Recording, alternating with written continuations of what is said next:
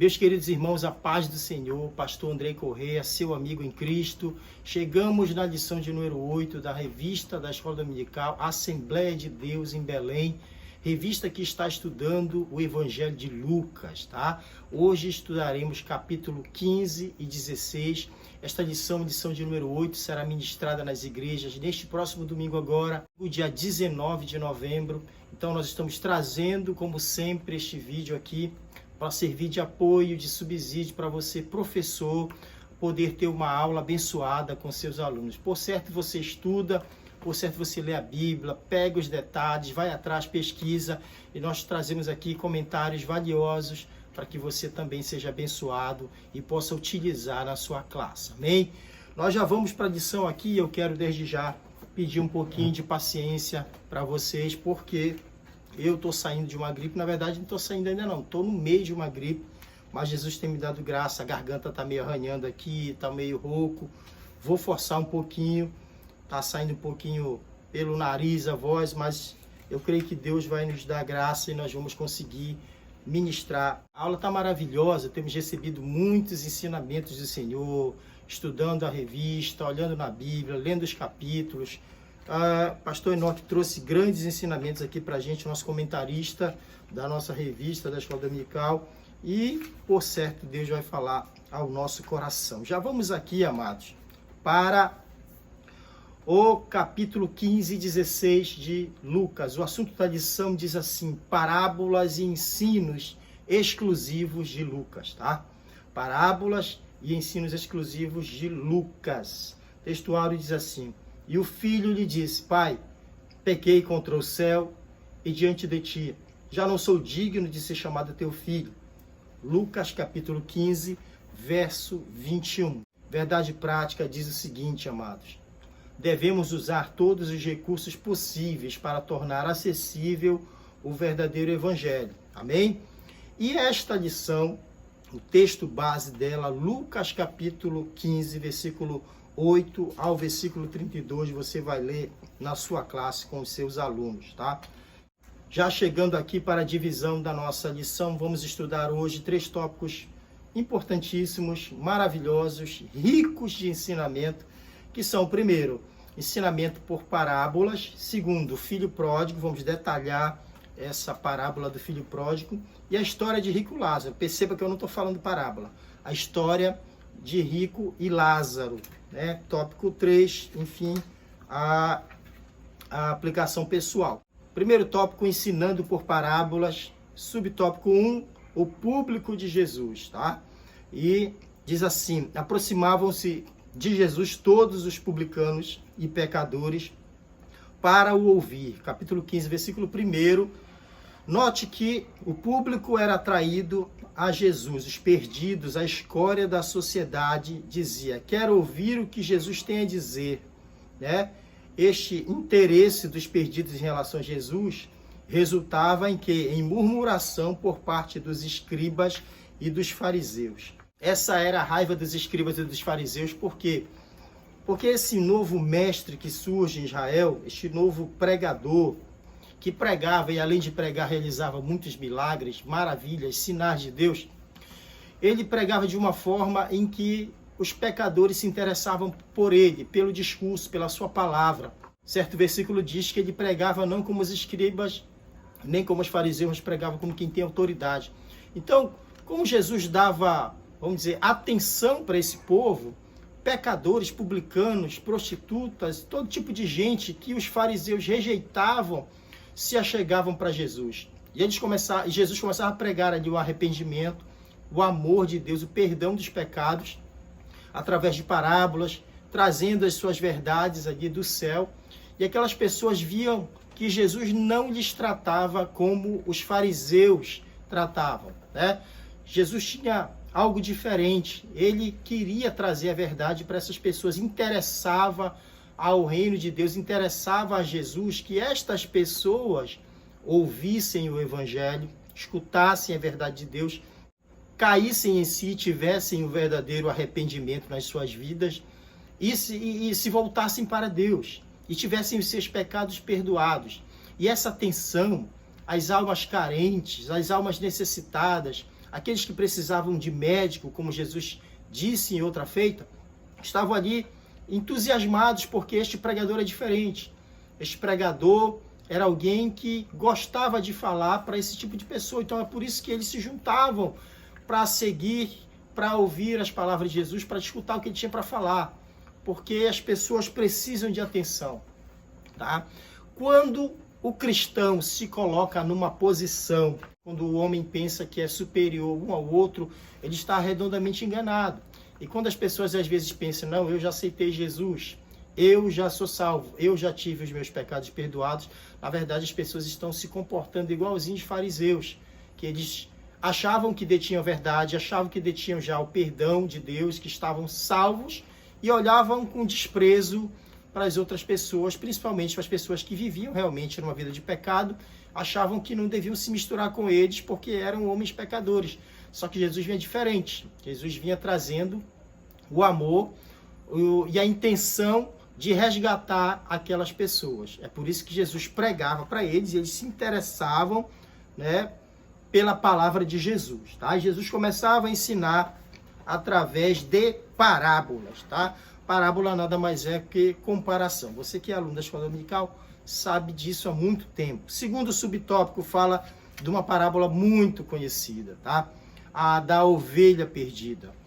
Veja bem, qual dentre vós é o homem que, possuindo 100 ovelhas, perdendo uma delas, não deixa no deserto as 99 e vai em busca da que se perdeu até encontrá-la? Capítulo 15, verso 4. Então veja só o que diz aqui o comentarista. Ovelhas são conhecidas por serem animais desprovidos de esperteza, por isso precisam de pastores. Mas este não é o foco da parábola. Não é a parábola da ovelha sem percepção, mas o foco está no maravilhoso pastor e o ato de resgate que traz de volta a ovelha perdida. Tá? 1%, né? Uma ovelha. O comentarista fala aqui, no mundo dos negócios, 1% entraria até na margem de perda, né? Na margem do risco. O que é 1% para quem tem 100? Né? Não, tá calculado, tá no risco do negócio, deixa para lá. Mas a ênfase dessa parábola, ela vai justamente na pessoa do pastor, aquele que está cuidando, aquele que está sendo responsável por aquelas ovelhas. E a Bíblia é bem clara, quando fala, Jesus cita essa parábola, diz, ó, o pastor pega essas 99 que ficaram, que estavam sob seu cuidado, deixa ali guardadinha, né? E vai ao encontro desta ovelha perdida. Esta ovelha perdida para ele tinha o mesmo valor que as 99. E este é o valor que Deus dá para cada um de nós. Nós somos ovelhas do aprisco de Deus. Nós somos as ovelhas do Senhor. Ele diz lá em João que ele é o bom pastor e ele dá a vida pelas suas ovelhas. Então, cada ovelha dessa, seja as que estão no aprisco, guardadinhas, ou aquela que se perdeu, elas têm um valor inestimável para Deus. É por isso que esse pastor dá valor a esta ovelha, guarda as 99 e sai para procurar. Quando ele acha, ele cuida, ele passa lá o azeite, né, cura suas feridas, bota no seu lombo, traz de volta para o rebanho.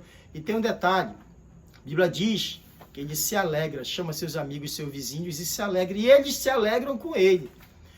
E a Bíblia diz o seguinte, que essa alegria é por conta de que ele encontrou essa ovelha, tá? Então veja só, quando alguém não se alegra por uma ovelha, por uma alma que está sendo salva, obviamente que não se configura amigo do pastor. Então esse é o papel que muitas vezes os religiosos se colocam, né?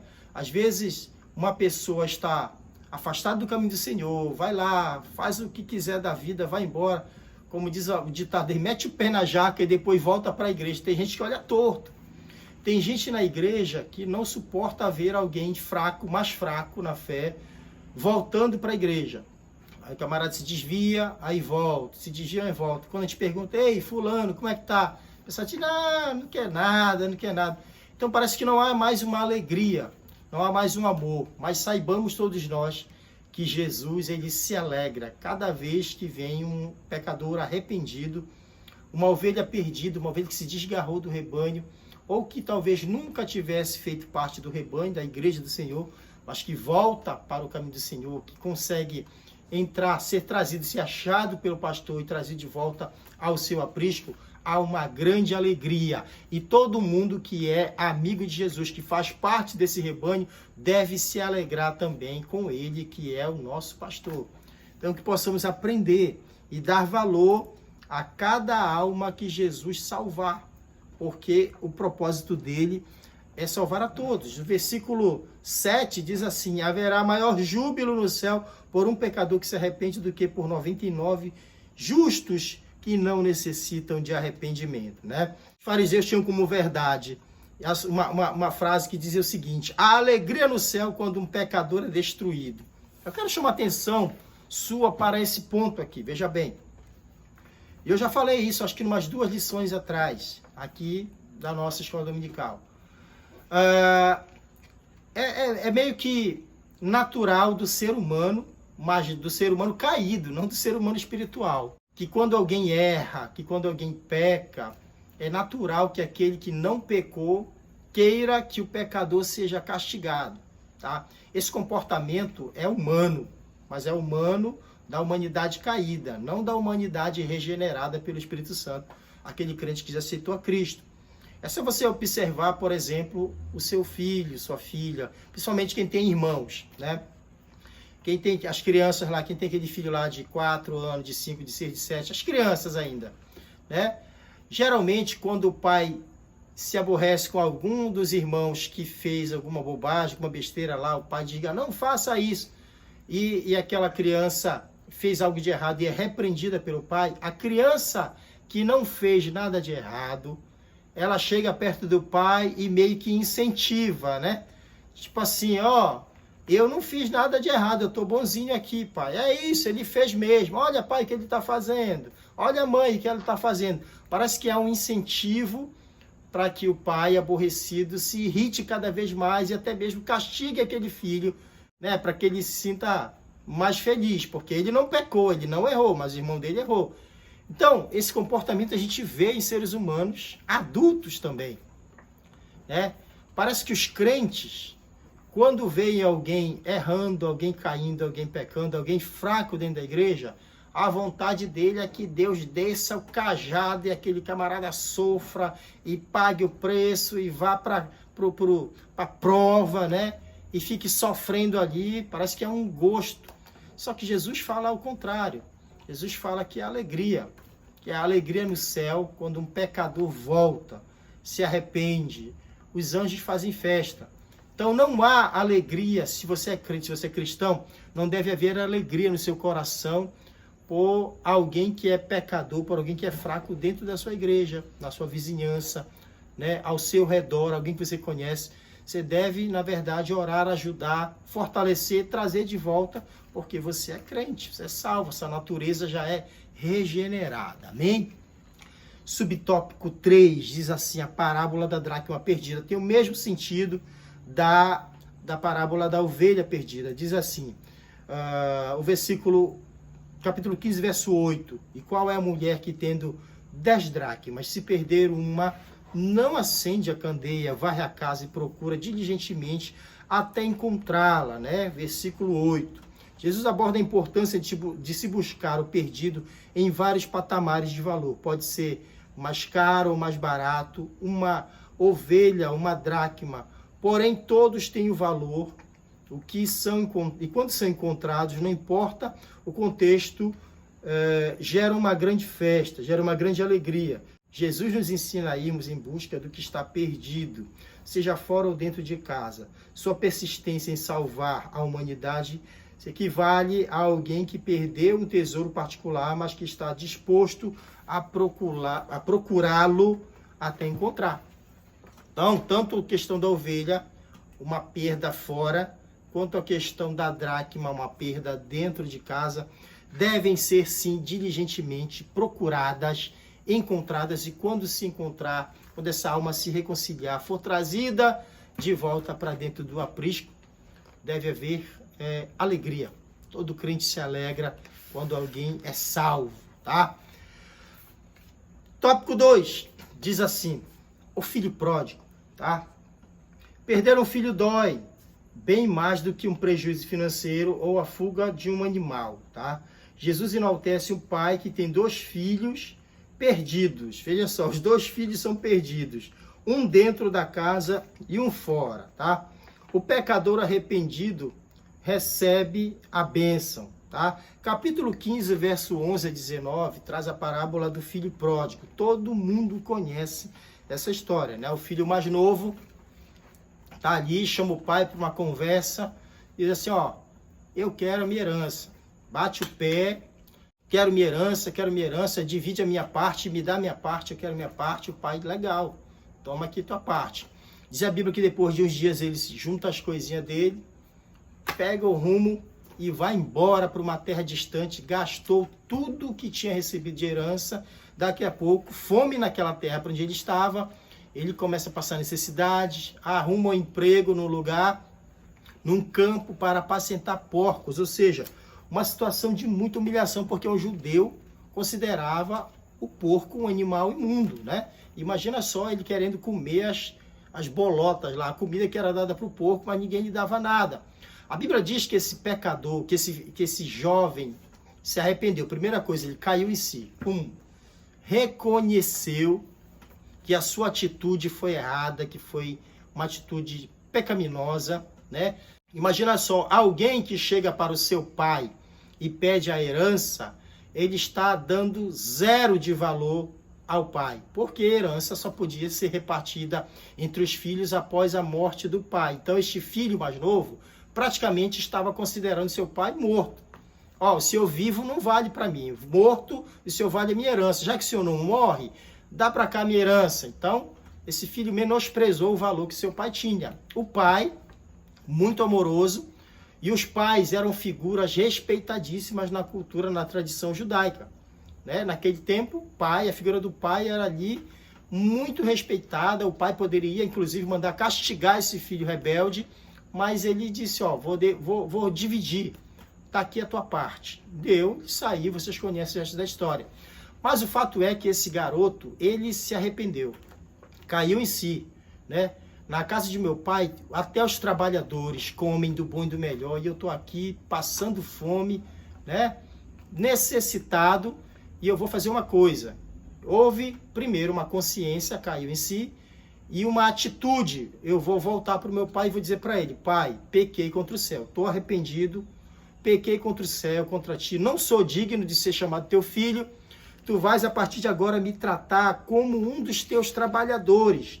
E esta é uma evidência de que este jovem estava verdadeiramente arrependido. Foi uma lição para a vida dele. Ele verdadeiramente estava arrependido dele poder chegar com o pai dele e dizer assim, eu não me importo, tu podes até me tratar como um dos teus trabalhadores. Eu errei feio, pequei, errei feio, vacilei, né? Pisei na bola, mas eu quero pelo menos estar aqui contigo, sendo tratado como um dos teus trabalhadores, né? Ele teve essa atitude, voltou, e a Bíblia diz quando o pai enxerga. Subtópico 2, o pai, está aqui na tua revista, presta atenção, Lucas 15, 20 a 24. Levantando-se foi para o seu pai, e vinha ele ainda longe, quando seu pai o avistou, compadecido dele, correndo, o abraçou e o beijou. Versículo 20. Este pai, quando avistou esse jovem, seu filho, todo rasgado, descalço, né, todo desamparado, com fome, imagina só que devia estar magro, ele foi avistado pelo seu pai de longe. E um pai amoroso correu, abraçou seu filho. Enquanto ele estava ali fazendo aquele discurso que ele tinha ensaiado, pai, eu pequei contra o céu e contra ti, pai nem deixou ele terminar. Deu ordens aos servos, trazei roupa, trazei sandália. Aquele rapaz estava descalço, né? Ele estava numa situação de escravidão, porque os escravos não usavam calçados, sandálias, trabalhavam descalços, né? E ele já estava ali trabalhando num campo apacentando porcos, nem sequer o calçado seu pé tinha. Aquele rapaz era filho de um homem rico, né? Filho de um homem abastado, mas agora chega ali todo rasgado, magro, sujo, descalço. Então traz sandálias para ele. Ele não é um escravo, ele é meu filho. Traz também um anel, honra, posição de honra, sinal de honra. Traz o anel, põe no dedo, porque a partir de agora nós vamos nos alegrar com a volta desse meu filho. Pega aí o bezerro mais gordo, mais bonitão aí para a gente fazer uma festa. Vamos nos alegrar porque este meu filho estava morto e reviveu, estava perdido e foi achado. Então houve muita alegria por parte daquele pai.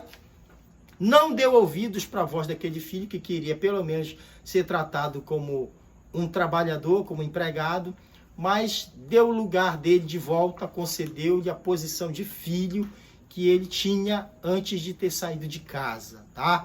Veja bem, amados, subtópico 3, presta bem atenção nisso. O que se considera justo perde a bênção, tá? Ora, o filho mais velho estivera no campo e quando voltava, ao aproximar-se da casa, ouviu a música e as danças. Versículo 25 do capítulo 15. Aí está um grande problema. Este filho mais velho, que estava lá junto com o pai, não pediu sua herança, continuava trabalhando, continuava lá se esforçando, fazendo a parte dele. Presta atenção, atarefado, uma bênção, acordava cedo, ia para o campo, trabalhava, trazia resultado, controlava, né, coordenava ali o trabalho com os empregados. Era uma bênção esse homem. Mas quando ele viu a festa sendo feita para o seu irmão que estava voltando, né, o irmão que tinha errado, que tinha pecado, este filho aqui se enfureceu com o pai. Se aborreceu, não aceitava que aquele rapaz, seu irmão mais novo, que tinha desperdiçado todo o bem, toda a riqueza do pai, que tinha fugido num ato de rebeldia, que tinha cometido um grande pecado contra seu pai. Quantas vezes esse filho mais velho olhava para o seu pai chorando à noite, chorando com saudade do irmão mais novo, e devia ter pensado quanto mal este meu irmão fez ao nosso pai, que vive chorando a sua ausência e com saudade dele. Então esse jovem, esse filho mais velho, não aceitou a volta, não aceitou que o pai perdoou, usou da justiça própria, né? Aí a Bíblia diz que o pai sai da festa e tenta levá-lo para dentro. Aí ele traz o seu argumento, a sua própria justiça, tá? O homem que quer justificar-se, tá? O crente que está abafando, vai logo entendendo aí a mensagem. O crente quer um show, o crente quer uma bênção. Aí ele diz assim, ó pai, eu tô sempre aqui contigo, nunca desperdicei os teus bens, tô sempre do teu lado, acordo cedo todo dia trabalhando, tu nunca me deste um cabritinho para eu comemorar com os meus amigos, mas vindo este teu filho, você mata um bezerro gordo, bezerro cevado e faz maior festa. E o pai tem que dar uma lição para ele, ó, meu filho, tudo que eu tenho é teu. Você sempre está comigo e tudo que eu tenho é teu. Então, importa que a gente se alegre, porque esse teu irmão estava perdido e foi achado. Estava morto e reviveu. Então, o que a gente aprende aqui com este filho mais velho? A gente aprende que não se deve fazer. A propósito, eu tenho um vídeo aqui no meu canal, o canal Restauradamente, que fala a respeito do irmão do filho pródigo, o irmão mais velho, justamente desse jovem aqui, tá?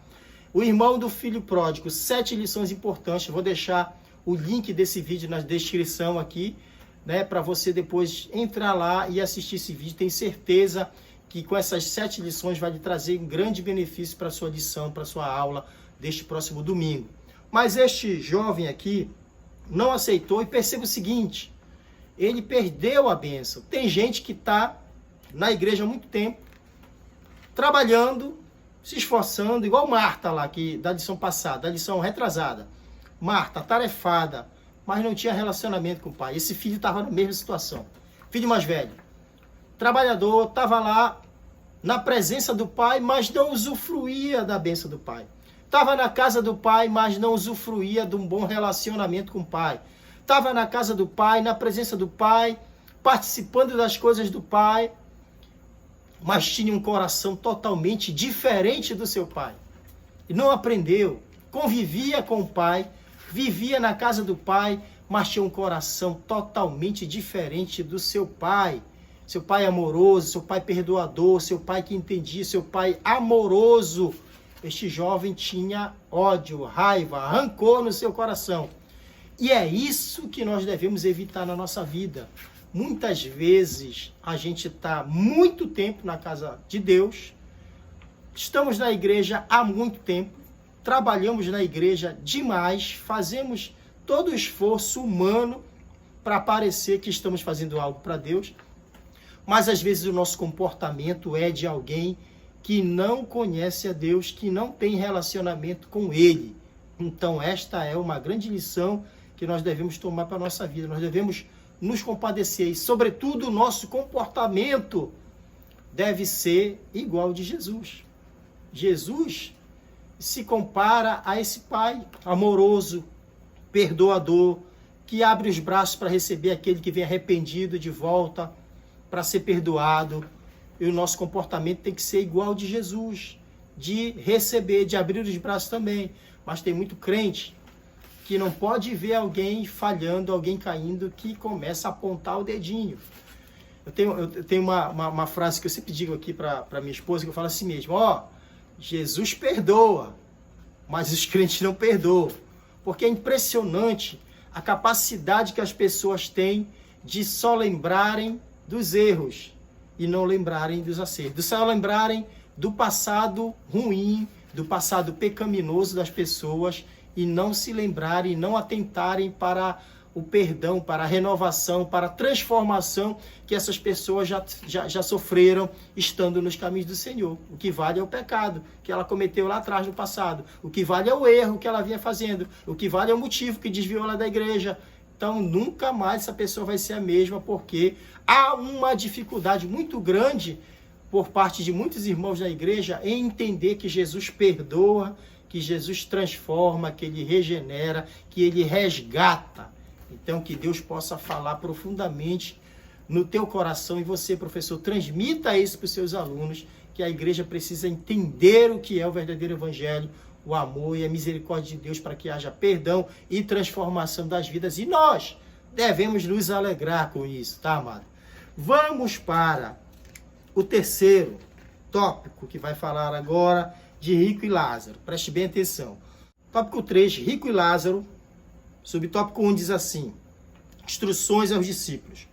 Porque os filhos do mundo são mais hábeis na sua própria geração do que os filhos da luz, tá?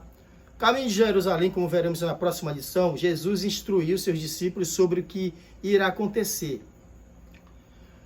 Jesus seria preso, morto, ressurreto, e após isso retornaria ao céu. Ele começa aqui a prepará-los para o ministério futuro. Ele inicia com a parábola do administrador infiel, tá?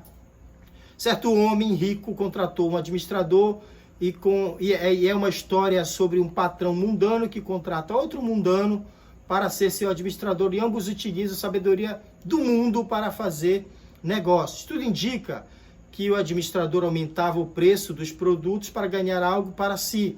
Jesus usa isso para fazer um contraste junto aos seus discípulos, argumentando que os do mundo, com paixão e entusiasmo, fazem todo o mal para alcançar seus objetivos, quanto mais os da luz devem fazer todo o bem para alcançar os seus objetivos. Como tem a ver com dinheiro, e os fariseus eram avarentos, estes se aproximam sem serem chamados para ouvir o que Jesus tem a dizer. E Jesus conta outra parábola acerca de um outro rico. Então Jesus traz essa parábola aqui do mordomo, falando a respeito da astúcia, da inteligência mundana, né, para que os homens ganhem dinheiro, e como o crente deve fazer através dos seus princípios, dos seus valores, fazer o melhor que lhe for dado na mão para fazer. Como o assunto envolvia dinheiro, o fariseu foi chegando de ladinho, assim, ó. O fariseu foi chegando de ladinho, epa, dinheiro. E Jesus fala que a Bíblia fala que eles eram avarentos, apaixonados por dinheiro, amavam as riquezas, inclusive para eles o sinal de que Deus e abençoou uma pessoa, o sinal de que Deus tinha salvo uma pessoa era se ele fosse bem abastado, se ele fosse rico. Os fariseus acreditavam nisso, tá? Aí Jesus chega com essa parábola, tá? Subtópico 2. 2 mortes, veja bem. Aconteceu morrer o mendigo e ser levado pelos anjos para o seio de Abraão, e morreu também o rico e foi sepultado, tá? Lucas 16, versículo 22. Todas as parábolas que estão aqui são chamadas pelo escritor de parábolas, mas quando trata dessa aqui, não há a palavra parábola. Jesus inicia falando, havia um certo homem rico, né?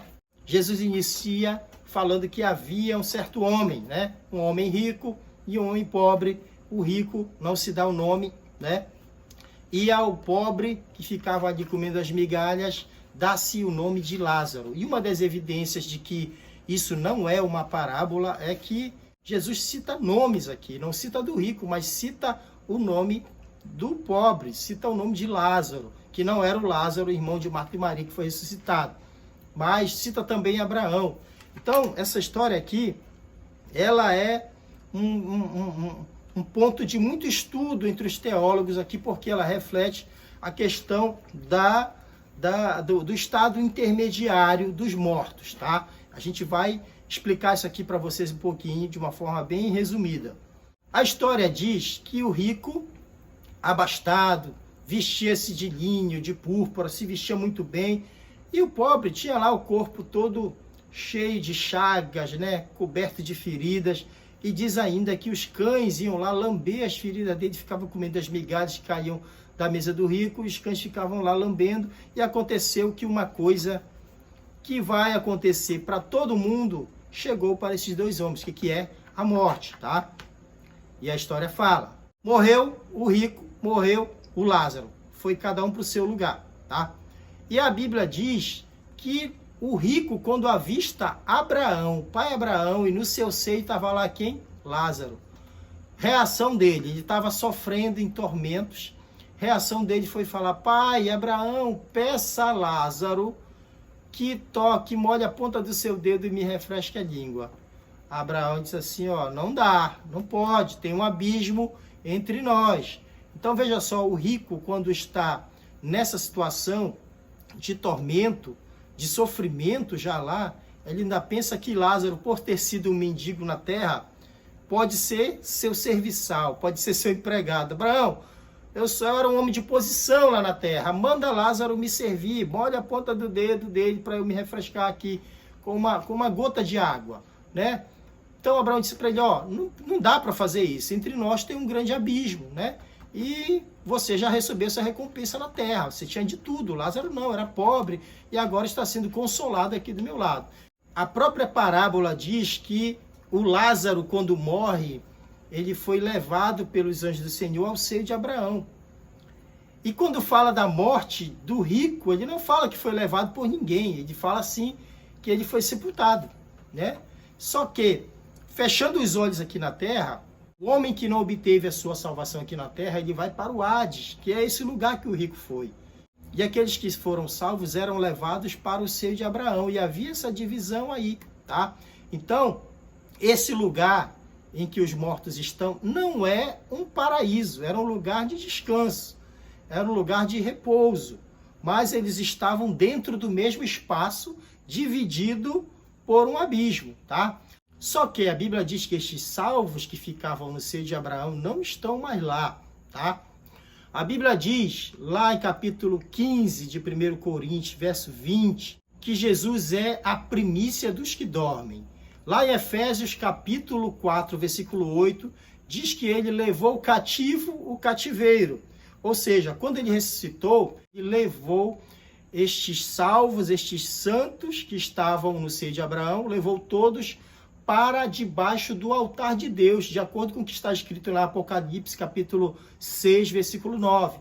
Jesus, quando levou cativo o cativeiro, ele pegou esses santos. Quando Jesus morreu, se você olhar lá, capítulo 27 de Mateus, quando Jesus morreu, quando Jesus entregou seu espírito, melhor dizendo, né, os túmulos dos santos abriram. Versículo 52, 53 diz lá que as tumbas, os túmulos dos santos se abriram. E quando Jesus ressuscita, ele leva esses santos para debaixo do altar de Deus, para estarem lá esperando. Nada se diz a respeito do que aconteceu com quem ficava lá no Hades, no inferno, sofrendo tormento, né? Esperando o juízo final, mas estavam ali já sendo atormentados. Que tipo de tormento é esse, André? É fogo? Não sei te dizer se é fogo, mas que há um sofrimento, uma angústia, um remorso tão grande por não ter aproveitado a oportunidade de ter ouvido o Evangelho e aceitado a Cristo para ganhar a sua salvação. Essa coisa dói muito mais nessas almas que vão para o inferno do que propriamente qualquer tipo de fogo, seja ele físico ou espiritual que possa existir, tá? E a prova disso também é que quando, após o juízo final, Apocalipse 20, após o juízo final, a Bíblia diz que o inferno todo será lançado dentro do lago de fogo. Então os castigos são diferentes, tá? O inferno é lançado dentro do lago de fogo, já está lá quem? Satanás já está lá quem? Falso profeta, já está lá quem? Anticristo, já estão lá. Satanás será solto no milênio, vai ser preso, lançado dentro do lago de fogo. Aí, juízo final.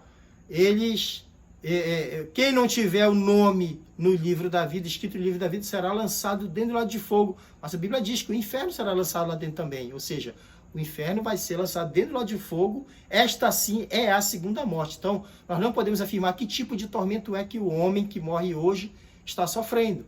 Mas que sofre, sofre. Então, amado, mas essa é uma outra aula, esse é outro assunto. Quem sabe a gente grava um outro vídeo no outro dia para falar disso aí, tá? Mas, enfim, a questão é que existem dois destinos. Ponto 3 aqui, tá? Verso 23 do capítulo 16. No inferno, estando em tormentos, levantou os olhos e viu ao longe a Abraão e a Lázaro, né? Existem várias explicações desta passagem. Algumas são acerca da eternidade. É inexorável e existe um grande abismo entre nós dois. Foi o que Abraão disse para ele. Segundo, acerca das pessoas.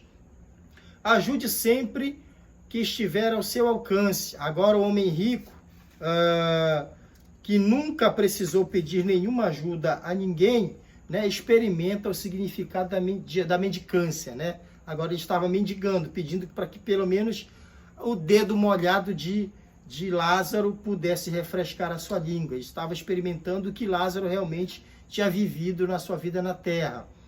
E terceiro, acerca das riquezas e dos fariseus. Os fariseus amavam as riquezas. Para eles, a riqueza era um sinal de bênção de Deus. Por outro lado, a falta dela era vista como um sinal de maldição.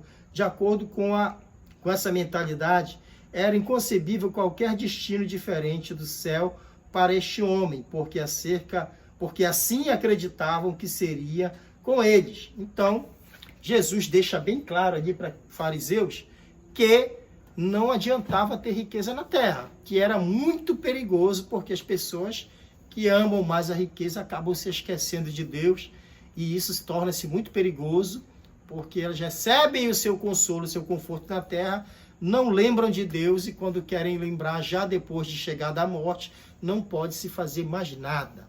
Então, amados, que tenhamos o cuidado de agir conforme o Senhor Jesus Cristo nos ensina, conforme o Senhor Jesus Cristo nos orienta e nos dá o exemplo também. Nós temos todo o exemplo bom de Jesus para cumprir na nossa vida.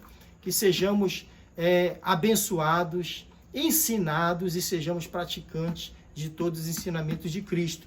Para finalizar, quero deixar a aplicação pessoal para você. Diz assim: sejamos gratos a Deus pela salvação que nos trouxe e esforcemo-nos para manifestar as obras da fé em Jesus.